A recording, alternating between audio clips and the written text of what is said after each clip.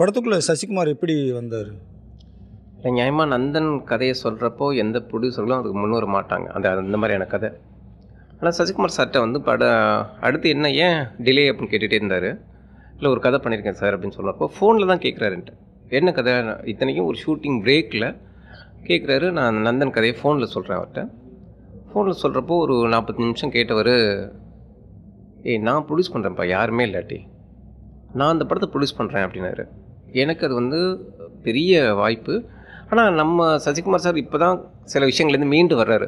இந்த நேரத்தில் நம்மளும் ஒரு கூடுதல் பாரத்தை அவர் கொடுத்துருவோம்னு சொல்லிட்டு, சார் 1க்கு 2 தடவை யோசிங்க அப்படின்னு. நான் ப்ரொடியூஸ் பண்ணுறேன், கவலைப்படாத, யாருமே பண்ணலன்னு சொன்னில்ல, நான் பண்ணுறேன், நீ முதல்ல சூரியகிட்ட போயிட்டு கதை சொல்லு அப்படின்னாரு. நியாயமாக நாங்கள் சூரி சார் தான் முதல்ல ட்ரை பண்ணோம். சூரியன்ட்டு போயிட்டு கதை சொல்லலாம்னு சொல்லிட்டு, அப்போது அவர் விடுதலை 2ல் ரொம்ப நேரம் போயிருந்துச்சு. அதுக்கப்புறம் கருணா சார்ட்ட என்னை அனுப்பிச்சி வச்சார். நான் ப்ரொடியூஸ் பண்ணுறேன், சரவணன் டைரக்ஷன், நீங்கள் கதை கேளுங்கன்னு கருணா சார்ட்ட அனுப்பிச்சி வச்சார்.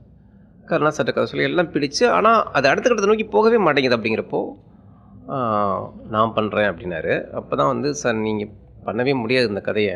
இன்னொன்று, நான் உங்களை படத்தில் மட்டும் இல்லை, நிஜத்துலேயுமே நான் உங்களை ஹீரோவாக பார்க்குற ஒருத்தன். இந்த கதாபாத்திரம் அப்படிப்பட்டது கிடையாது. அதனால் நான் உங்களை இப்படி குறைச்செல்லாம் பண்ணவே முடியாது அப்படிங்கிறேன். இல்லை நீ அதெல்லாம் தயங்காத, நான் அதுக்கேற்ற மாதிரி நான் மாறிடுவேன் அப்படிங்கிறாரு. இல்லை சார், நீ மாறவே வேணாங்கிறேன். நான் வந்து உங்களை என்னுடைய முந்தைய படத்தில் உடன்பிறப்பில் நான் உங்களை எவ்வளோ கெத்தாக ஒரு இதாக காமிச்சனோ அப்படி தான் நான் உங்களை காட்டணும்.